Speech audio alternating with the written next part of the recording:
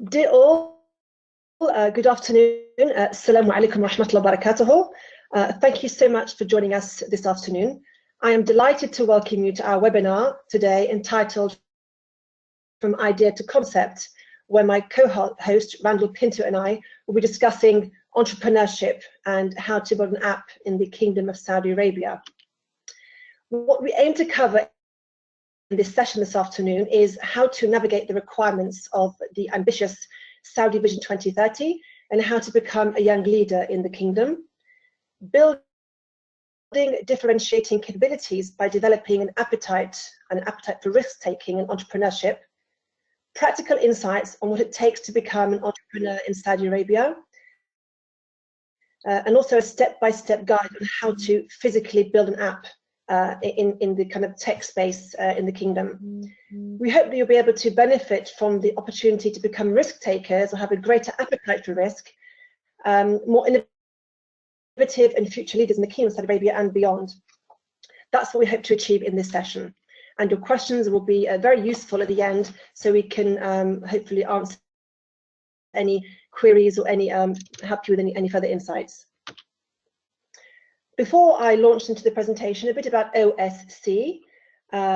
We offer bespoke HR consulting, innovative research and training tailored to the UK and GCC.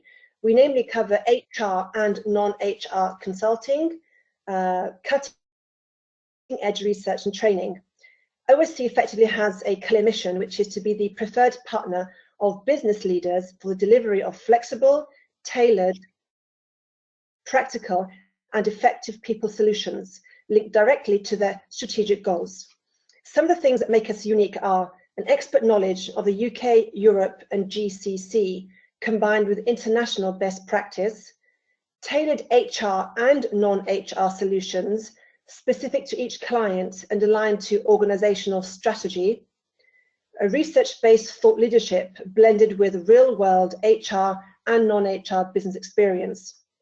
And finally, we are committed to long-term client relationships in both the public and private sector areas. So, today's webinar, quite clearly, youth and youth investment is a key factor in Vision 2030, as outlined and pioneered by Mohammed bin Salman, as well as attracting investment into the kingdom and trying to find diverse sources of revenue away from the reliance on oil. For the sake of our webinar, in order to realize Saudi Vision 2030, a number of platforms and effectively remedies need to be sought to not only help push the National Transformation Programme, NTP, but also to try and make the already tech-savvy Saudi youths a part of this ongoing effort and push. Young Saudis, as you are probably aware, are very tech-savvy, with some of the highest concentration of social media use in the world. Mohammed bin Salman then is a key role model, an emerging role model for young male and female Saudis. And with his vision, verve, innovation and appetite for risk and development, a lot can be developed and shaped within the next short-term to mid-term space.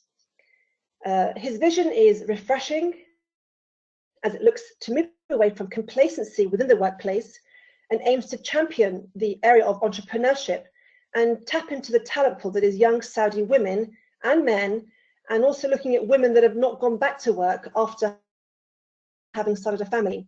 And this is an important part of the latent labour force and an area that the leader was very right to look into and try to bring back into the Saudi workforce. According to Vision 2030, technology use and development will increase Saudi investments in and lead to a greater digital economy. Why can Saudi Arabia not have its own Silicon Valley? There's an argument that perhaps Silicon Valley can and already is coming to the kingdom. The kingdom already has a very strong information and communications tech sector that's creating thousands of jobs, much needed in the private sector. After Mohammed bin Salman's visits across the world since he's launched Vision 2030, he sought to put into place very strategic alliances and investments to catapult the kingdom and its youth into the tech stratosphere, alongside the cities of London and Silicon Valley, for example.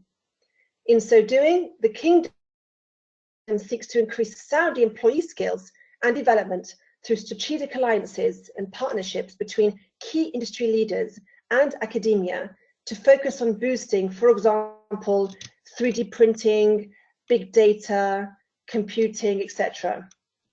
Other notable efforts in Saudi Arabia's future perhaps includes advanced e-solutions, a big push into cybersecurity, and the formation and development of big data and the Internet of Things in general. The objective, therefore, is to create a qualified workforce capable of helping the kingdom to achieve its 2030 goal with sustainable growth for years to come. Focusing on youth for this session, what does Vision 2030 mean in terms of capacity building for the labour force? Saudi Vision 2030, as you're probably aware, and you can see on this slide, encompasses many initiatives, in fact, hundreds of initiatives. For the sake of this webinar, I'm focusing on the human capacity section. Healthcare, the educational sector, and some military sectors, such as military industries, and some state-owned companies will have a focus on them to try to move Saudi youth into the private sector without the burden on the public sector. In this way, it will decrease some of the pressure the government has, and some of them may create very good profits in the future and development for growth. Therefore, privatization will be a big focus in the coming short-term stage, and this bodes well for training young Saudis as leaders in differing industries and sectors to move away from the overburdened public sector. Not only will Saudi be tapping into unutilized assets, but will be tapping into the unutilized young Saudi talent, and this is incredibly important. The most imperative part, I think, of the whole Saudi Vision 20 is tapping into young Saudi talent, male and female. Therefore, this is a key reason to celebrate the onset of drive, ambition, and huge employment and talent growth within the kingdom itself. Also, the increase in Saudization, of which we are we're experts on, will help drive employment and employment growth in the kingdom. On this slide, looking at the capability shifts, Saudi Arabia's Vision 2030 economic reform program covers hundreds of initiatives, including, this is not an exhaustive list, privatizing entire sectors, diversifying public revenue, and streamlining government services. To achieve this, the kingdom will need a comprehensive transformation of its labour market, particularly its youth talent, and a huge shift in government and enterprise capabilities. To add to this challenge, Vision 2030 hopes that today's Saudi labour workforce of 6.4 million will rise to around 8 million, with a significant proportion yet to enter the market. Don't forget, we have many young Saudis in colleges and in universities who may have gone across to Europe or North America to undertake undergraduate and graduate degrees and will be going back to the kingdom, so that there will become an explosion of available talents in the short term. Therefore, public sector employment is expected to fall from 4.2 million to 3.4 million, while it's expected that private sector employment will grow more than threefold, from 1.6 million to 4.1 million. Such a huge growth in the private sector employment presents major challenges for Saudi businesses and citizens. Our recent research at OSC shows that many citizens have negative perceptions of some of the key sectors that Vision 2030 expects to expand, i.e. in the unpopular jobs. For example, the hospitality sector may be a sector which may have to look at employment drives to try to attract young Saudi talent. The tourism industry, where 800,000 nationals are expected to be employed, is seen by 1 in 5 Saudis as the least favoured sector in which to work. This then is a challenge for the labour market and business leaders to try to attract this youth talent. Similarly, healthcare with 13% and retail with 10% ranked high on the list of the least desired employment sectors. Therefore, if you are a business leader in these sectors, how do you attract young Saudi talent? How do you make it an appealing sector in which to work? There are also challenges in developing the human resources capabilities that firms need to attract Saudi talent and raise employee engagement and productivity levels to global standards.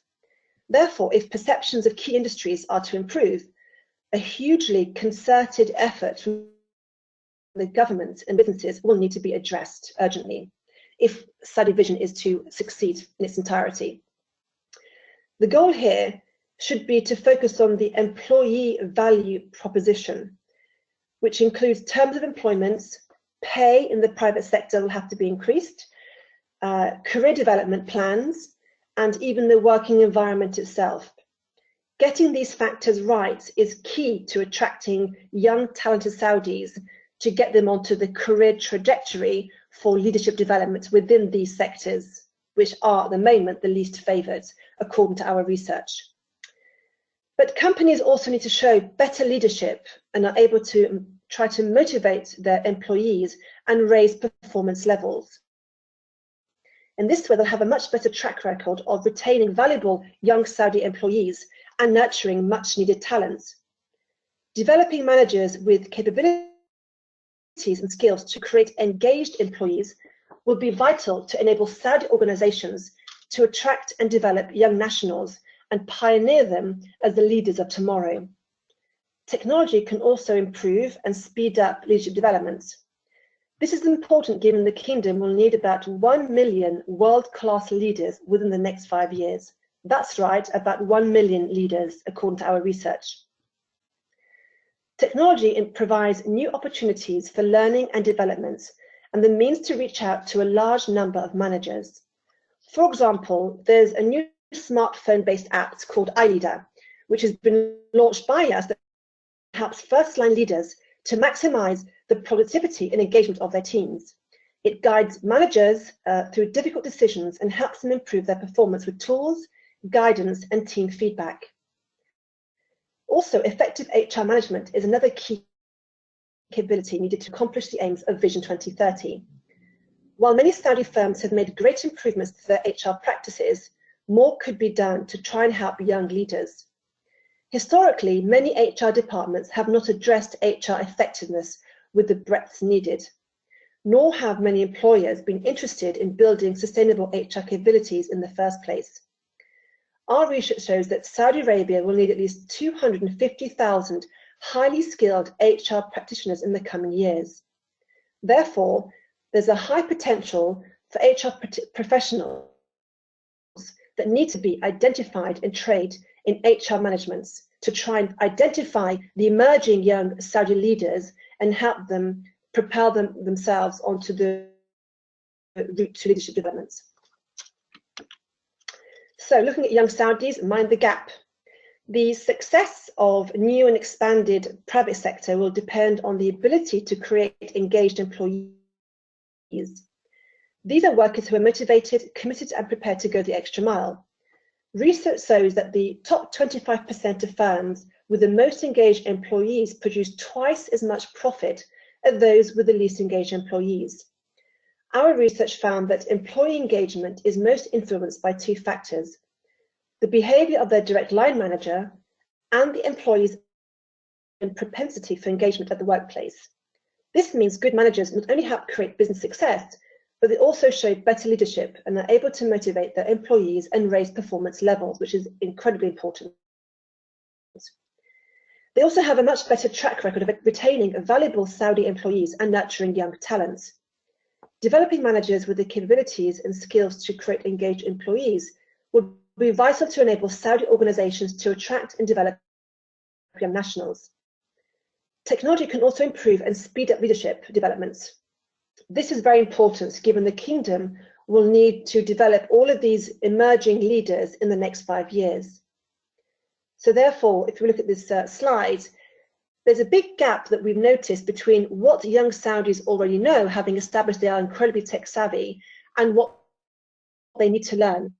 So there needs to be an alignment between current levels of knowledge and what skills are needed to help them achieve their career goals going forward. So a bit of a cartoon. Saudis, as I've just said, have one of the highest concentration levels of social media research usage in the whole world. So we need to be able to tap into this innovative and tech savviness, but how? And that is a big question for Saudi organizations at the moment. Therefore, of the total around 24 million working population in KSA, around over 1 million need to be leaders, and that's quite a challenge, but also a huge growth potential for KSA, where young, talented Saudis are ready or will be ready once they graduate in the next few years for further skills training and development. So what is needed? Generally, to become a cutting-edge leader within the Kingdom of Saudi Arabia, one must be honest with oneself. What are your skills? What is your current core skill set? Are you making the best of yourself? So you must be honest to start off with. Secondly, and this is just a summary of what we think is needed at the moment, engaging in first-class accredited programs will be very, very important. If your organization can't offer you any training programs, look outside your institution and seek programs where you can benefit and develop your career and your core skill set. Thirdly, find a mentor or be a mentee. If you have skills and you're very entrenched in your career, maybe become a mentor for someone who's coming up behind you. It's very important to find the right mentor to help you engage more and to help you develop your career as it stands. This is very important for men and women, and in particular women who at the moment are coming back into the labour workforce, but that must be accelerated. Women who perhaps haven't needed to work, women who perhaps have not gone to work after graduating or have not returned to the workforce after having had a family. So it's very important to tap into these huge social networks which focus on women in the workplace and find a role model or sort of a network that can help you develop your business networks to start off with. Fourthly, tapping into internships and experience in your desired field. If you feel you're in the wrong job, find the right job. What really interests you? There are many internships in the kingdom and also outside the kingdom. If you're graduates or you're doing a course overseas, whilst you're studying, try and find a relevant internship to you and try to propel your own self. Fifthly, innovate. One of the key themes of Mohammed bin Salman's Vision 2030 is the use of technology and its future potential in the kingdom. And innovation and entrepreneurship are of tremendous importance. So if you feel you have an appetite for entrepreneurship, find out more about it, take a course and become a risk taker. And also, finally, use your entrepreneurship capabilities. If you feel you want to start off as an entrepreneur, as I mentioned earlier, find a mentor and try and tap into your own talents. These are just a summary of some of the key points on how to become a young leader. So accreditation is very, very important. At OSC, we offer accredited courses. We are partners with the CMI. We've done work with Henley Business School, and getting yourself a course that can help develop your career is of paramount importance. And we work beyond best practice. We have the gold standard of leadership development. We have 300 plus GCC tailored management and leadership courses. We are recognized by universities and employers worldwide, and it's delivered through high impact training, or it can be modular. So we can aim to work with you and fit around your current needs. So just to end really, the governments with Vision 2030 can make working in a commercial organization or in the public sector as successful as you want it to be. So tap into your inner capabilities and try and use existing assets, your own and otherwise, to try and make a contribution to Vision 2030 in what could be, and I think will be, a fast-growing and hugely diversified economy, rather than sort of relying on public sector developments or on different areas which need to be ramped up, like tapping into the private sector, which is now diversifying and opening up to welcome the new wave of young Saudis as possible leaders for the country. I will now hand over to my co-presenter, Randal Pinto, who is CEO of Sift. Randal.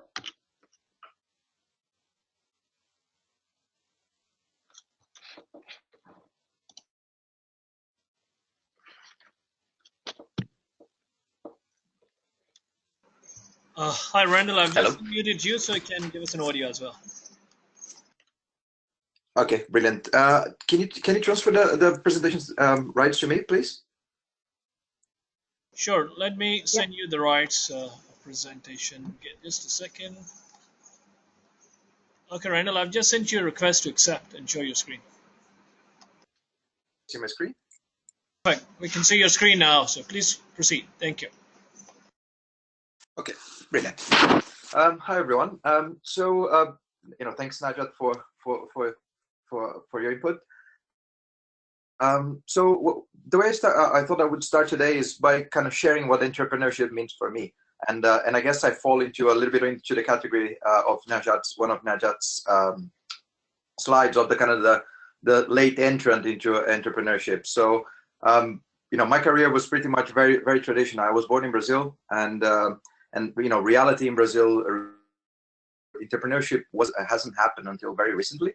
And the reality in Brazil was, when you entered the workforce, it was about you graduate, you try to get the best university you can get, you try to get the best job you can get on a big company, get all the benefits and all the stability that a big company gives you, and then just work for that big company for as long as they'll have you. So that was kind of my reality when I started my career. So in 2000, I graduated from one of the universities here, and I got a job with Motorola at the time. So it was a big corporation, quite interesting work. Then 2004, I finished my master's degree, and I got a job. So I got headhunted by Nokia to kind of work in a department with some of the skill sets that I had acquired at Motorola. And in my mind, sort of career was progressing as it should. So I was going from one big corporation to another one. And it wasn't until 2007 that I kind of bumped onto this company that at the time was very, very small company, about 20 or 30 people. And it was in my mind, it was a gamble. I said, well, I'll try. And if it doesn't work, and if the company goes bust in the next few years, then at least I tried, and I'll go and find another job again. So that was probably kind of the first experience that I had with a startup, and I learned really a lot. It was the first time I realized because in my mind, working for a big corporation, you could only do things if you had a lot of money and if you had a lot of capital and a big infrastructure behind you. And by working at Shazam, I realized how much you could do with a small team, with a highly engaged team, and with a great idea. So between 2007 and 2011, I managed Shazam's program management. So I saw Shazam being deployed and going from almost no users to 100 million users in a very short period of time. And by 2011, I thought that my mission there was accomplished, and I saw a company going from an early stage startup into sort of an operating going concern. And I joined a friend, so he was also at Shazam at the time, and I joined him to help him out. So he had left a year before to start this consultancy shop called AppSmart. So we had this innovation model where we would help other companies innovate. So we would partner with small and medium sized companies, sometimes large companies, and then fastly iterate and fastly develop sort of ideas that they had, and then create essentially a version 1 for them of a product, and then they would take on from there. So that was sort of our model at the time. We identified that at the time, this was 2011, iPhone was getting mature, Android was getting mature, so we thought there must be a niche there for mobile apps, and that was sort of our business.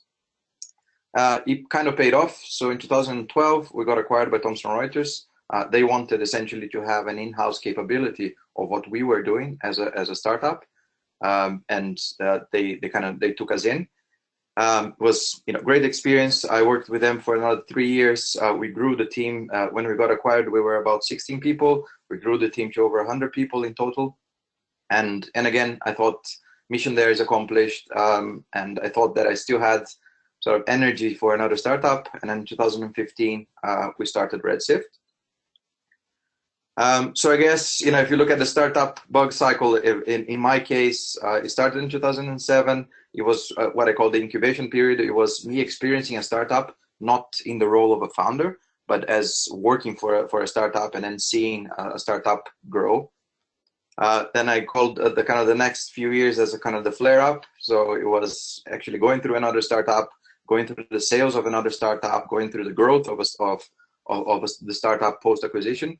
And then I guess, from now on, it's kind of chronic. So it's in me, and, I like it. And I guess the thing that I really like about startups is the ability to do a lot and be efficient and actually grow an idea from nothing to something meaningful with very few resources. So what does sort of entrepreneurship looks like for me, and what does it take to build a startup? So I'm going to share some of my learnings with building startups. So I guess it all starts with an idea, but I guess the realization for me around the concept of having an idea is that, yes, the idea is important. The idea is your lighthouse, is where you should go, or where you want to go. But it's guaranteed that along the way you're going to adapt it, and it's guaranteed that along the way, maybe you will even pivot. Maybe your idea will change completely 180 degrees. So it's important to start with an idea and to start with a sound idea, but be prepared to adapt, be prepared to change, and be prepared to essentially respond to the things that you see along the way. And especially in technology, if you're building something new, and if you're building something that was never built before, it's guaranteed that there will be roadblocks, and you have to work with these roadblocks, and you have to sort of navigate around these roadblocks so that you can achieve sort of your end goal. If you take two examples, Airbnb, which is, everyone knows, it's a big company. They started, so their original idea was lots of people come to cities for conferences, hotels are usually overbooked. Why can we not sort of take over the surplus of the overbooking of these conferences and build our business? And although in concept, in principle, the idea was the same, they really struggled for many years before they actually polished their business idea into what Airbnb is today. If you read their story, along the way they even sold cereals. So I think one of their most famous cereals was called Obama O's during the elections, and it was very famous. It sold a lot, but they also had another line of cereals which was called the McCain's, and they couldn't sell a lot of those for obvious reasons. And the story says that they actually ate their stock whilst the times were dire and they didn't have a lot of money, and they were kind of building the business. Another big one, which is kind of more in the tech space, it's Slack. So Slack was started by one of the co-founders of Twitter after he left Twitter. And again, they started building a massive online game. So essentially a game for massive online players. And along the way, they realized that although the game was interesting and they have a kind of a small user base, that was never going to scale. And they had this side project of essentially a chat tool that they were building to fit their needs, because none of the things that they saw online fit the things that fit the needs of what they wanted as a technology company. And then suddenly Slack sort of came about, and they pivoted the company. They were almost shutting down the company. And they pivoted into Slack, and today Slack is one of the so-called unicorns. So the next sort of key ingredient of building a successful startup is the team, and I think the team starts with choosing your co-founder. My experience is that the skills that it takes to build a successful startup are usually quite orthogonal. So if you're perhaps very good at UI development or user experience design, you're probably not that good, or you're probably not that interested in building the whole infrastructure that it takes to build a tech startup. If you enjoy sales, for instance, or if you enjoy presentations, you might not be that good in operations, or you might not be that interested into running the operations of a company. So my advice here is find a co-founder with orthogonal skills to yourself, so complementary skills to yourself, but that shares the same vision. I think that's really important. Find someone that will work with you, when times are tough, because there's far too many decisions to take in the early stages, in the growth stages of a startup. And it's good to have someone that has a different point of view, but shares the same vision, so that you can always balance each other. There are certain situations when, throughout the cycle of a company, where one person might get demotivated by the circumstances, and you might get a little bit overwhelmed by what is going on. But that same sort of setup, that same set of circumstances might actually fire up the other person. So kind of one helps the other sort of achieve the end goal of a company. And then as your company grows, learn to identify the kind of the skills that you have in the company, and the skills that you don't, and the skills that you need in order to build your company and to build on your vision, and hire the best people that you can hire. In the early days, you cannot grow a team around a bad seed. So the first 10 first employees that you hire really well, hire the best people that you can hire, and then these people are going to be the people that are going to help you scale, and where you can build the team around them. And I guess the kind of the final advice around team, based on my experience, is reorganize your company every time your company, ballpark figure, every time it doubles its size. So when you go from 5 to 10, when you go from 10 to 20, the dynamics of the company are likely to change. So acknowledge that, understand what has changed, and then reorganize the team so that you can make the most out of people's skills in the next phase of growth of the company. The next part, very obvious, but very difficult, is the execution phase. So I guess the execution is really easy, especially when you're starting a company. You have so many ideas, and the landscape changes so quick that it's quite easy to get lost in having all of these ideas and having this kind of big vision for the company and not execute anything particularly well. So I guess the main point around the execution is identify one key main point, or the most important point of the solution that you're trying to build, and execute on that. Execute on that really, really well, because it's important to have focus, and it's important. I think the building a customer relationship is based on really delivering on the things that you do, that you set yourself to deliver, and making really clear on the things what you don't do. If you solve 10 problems, if you have solved 10 problems, it's not as good as if you fully solve one problem at a time. In agile development, there's the concept of spikes, and if you're building a new startup, that is usually the case for all of the requirements and the features that you're building. So spike is defined by agile as a story that cannot be estimated until a time box investigation is conducted. So that is the case when you're building something new.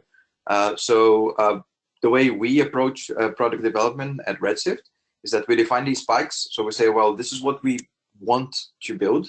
We have no idea of how long this is going to take.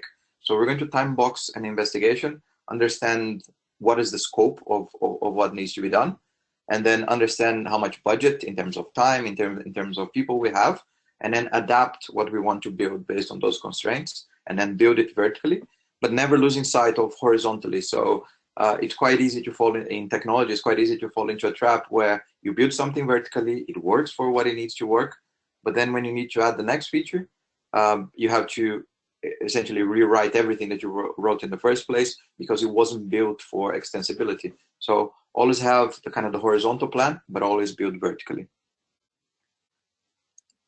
And I guess the next point is around product market fit. So a company doesn't exist if it doesn't have a market and if it doesn't fit that market. So there's a couple of definitions on product market fit that I find quite interesting. One is by Mark Anderson, and his definition is that product market fit means being in a good market with a product that can satisfy that market. So it's quite obvious, but it's quite you'd be surprised of how many companies fail to execute on product market fit and then eventually end up failing. And I guess, you know, another definition that I quite like, I'm an engineer by formation. So I quite like numbers and I quite like sort of exact sciences. And this definition is by Sean Ellis from Growth Hacker, is that product market fit is if you have at least 40% of the users saying that they would be very disappointed if your product wasn't there anymore, then you've achieved product market fit. But I guess the reality around product market fit is also that that after the .com bubble, the market has matured a lot. So investors, they have a pretty good idea of what technology is, and they have a pretty good idea of what the cycles are to actually grow and build and grow a technology business. So it's not only about land grabbing. It's not only about, okay, I have 1 million users and I'll figure out how I monetize these users later. You need to have a pretty good idea of how you're going to acquire your users, how much it costs to acquire your users, how much money you'll end up making from those users, and you know what your path is to growth and then eventually profitability. The only business model that works in the long term is a profitable company. If you don't make any profit, you don't have a sustainable business. Eventually, you'll be in trouble. So I guess when you're in the stage of product market fit, really obsess about it. Really obsess about meeting or finding your product market fit, and don't be afraid of making changes to all the other points that we talked before. You know, make changes to your idea, make changes to your team, make changes to your execution until you have achieved your product market fit. And in very simple terms, it's a very simple concept. Is the old plan, do, check, and act, which is the kind of simple management principle that works for startups. It works for established companies. It works for operations. It works for, you know, any process that you're trying to manage. Manage is, you know, plan and then execute on it, and then check how you executed against it and whether you're achieving what you want to achieve, and then act upon it. And to finish off, I'll leave you with a sort of a paradox. You know, there's a lot of talk nowadays about unicorns and, you know, how certain companies are unicorns and how everyone aspires to be a unicorn. But in my mind, you know, we all have a really good idea of what it takes to breed a racehorse, right? It's all about training. It's about nutrition. It's about practice. It's about a great team, you know, between the horse and the jockey. But you know, when you think about unicorns, I don't know how to breed a unicorn. I don't know how to even find a unicorn. So I guess, you know, my paradox or my advice here is, you know, be a racehorse and dream unicorn. So, you know, build upon really solid foundations, and, you know, dream of course, always dream big and always try to go as far as you can go. But build your team and build your startup on really solid foundations, and, you know, eventually. It's a lot easier to have a very successful, sustainable business than to have, you know, the kind of the so-called unicorn. So that's kind of the path, and that's the kind of the advice that I give to everyone, and that's sort of the motto that I follow myself.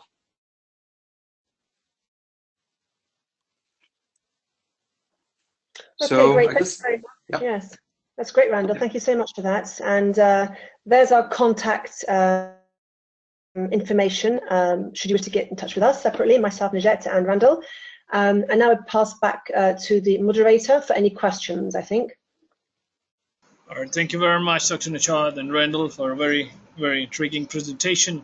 Folks, we are now open for question and answers. So if you have any questions, you could either put it in the question box or raise your hand. There's a hand icon available on the console, so please click on it if you want to speak directly to the panelists. Let me go straight to the question box. First question, how can we tap into female talent? Great, thank you. That's a very good question and incredibly valid. It's part of the Vision 2030 vision, but also very important for development of the labour workforce in Saudi Arabia and beyond, really. Female talent is very, very important, not only to help grow GDP, but also to help propel young women into the workforce, particularly to the private sector, and to try to generate more young female entrepreneurs.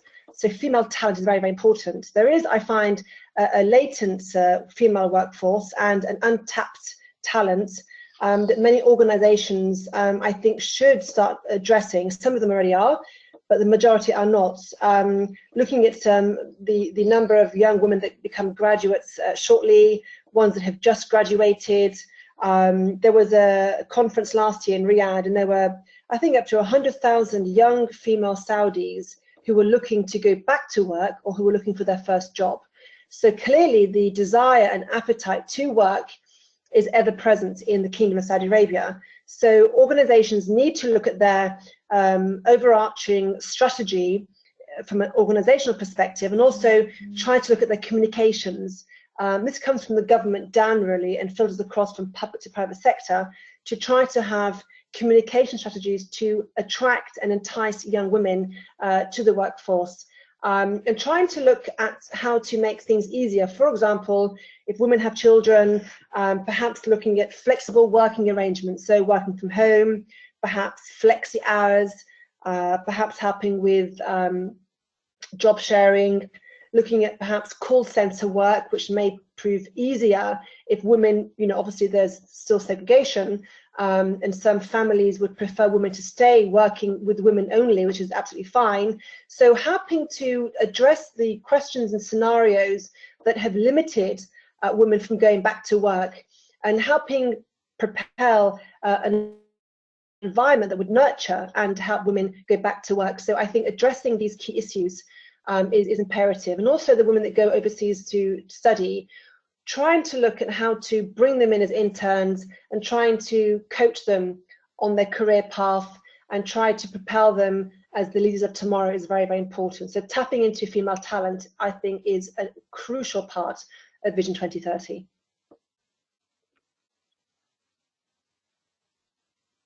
Thank you very much. We have another short one. How can we start to think about becoming entrepreneurs?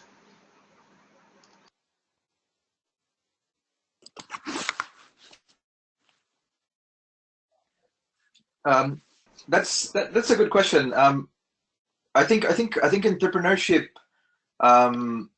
It's not.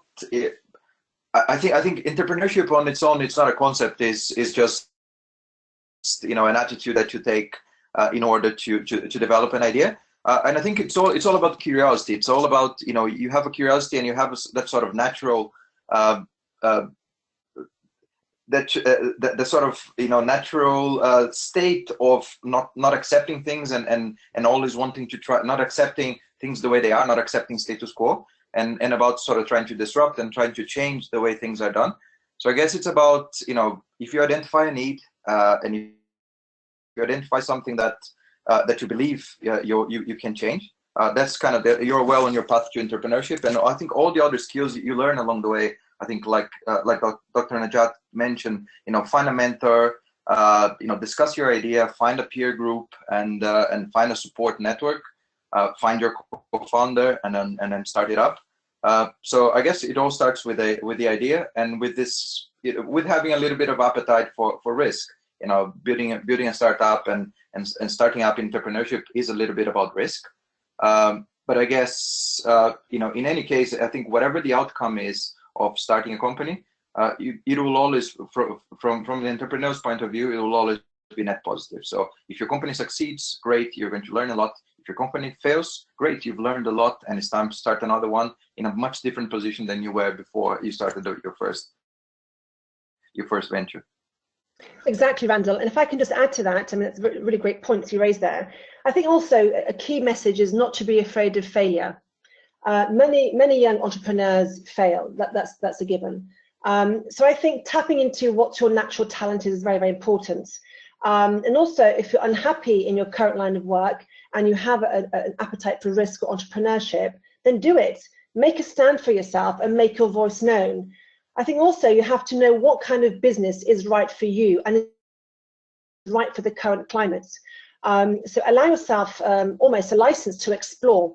Give yourself a license to explore and look at the different strong skills that you may have and tap into that.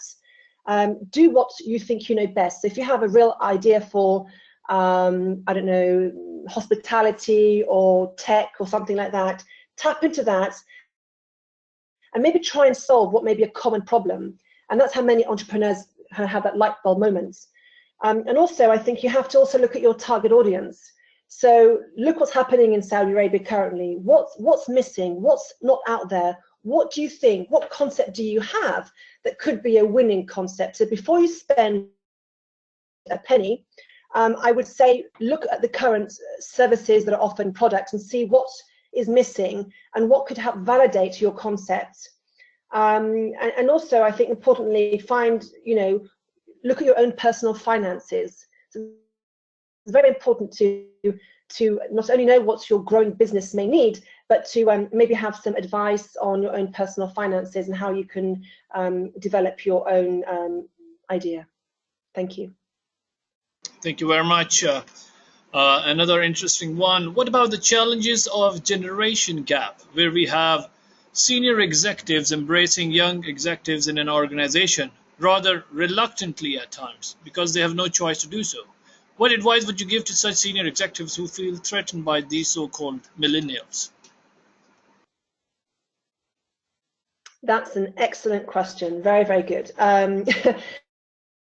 So yes, this is a common problem because people essentially leave their line managers but don't leave their companies, really. So if you have a problem, the chief reason for resigning or quitting is because your line manager doesn't really understand you, or you have an issue with him or her.